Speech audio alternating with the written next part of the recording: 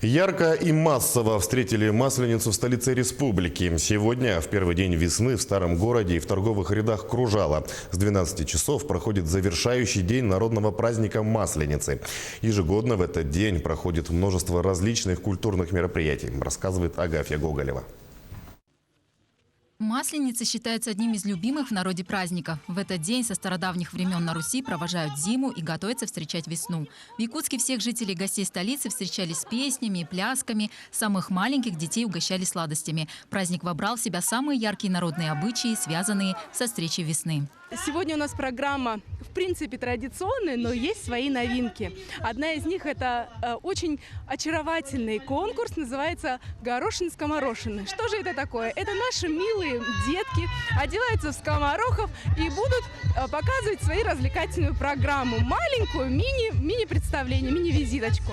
Ну и, конечно же, есть традиционный конкурс, проходит он в торговых рядах Кружала, где блины там и мы, но там есть тоже новинка, с пылу с жару называется, где будут, бороться лучшие выпекальщики блинов на самый красивый, яркий, сочный блин. В Масленицу принято накрывать богатый стол. В старину на стол для празднования ставили оладьи, пирожки. И, конечно, главное блюдо праздника – это блины с разными начинками. У нас получилось 66 видов. Но после этого у нас вдруг появилось, что одна говорит, у меня есть филе карасиное, из которого, я говорю, первый раз слышу, значит, из этого филе тоже делаешь блины.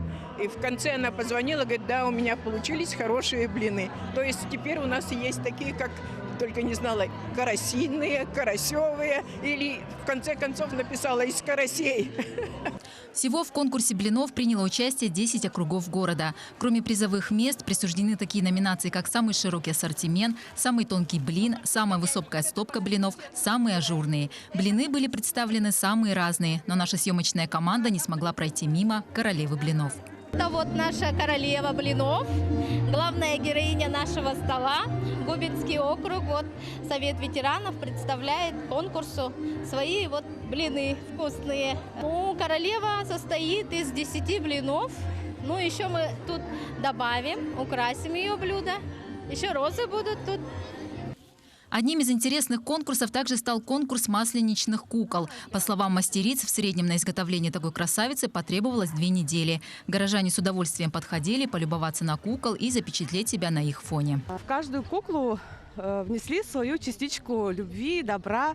С этой куклой связано, мы прощаемся с зимой, и потом ее сжигают и встречают весну, красну.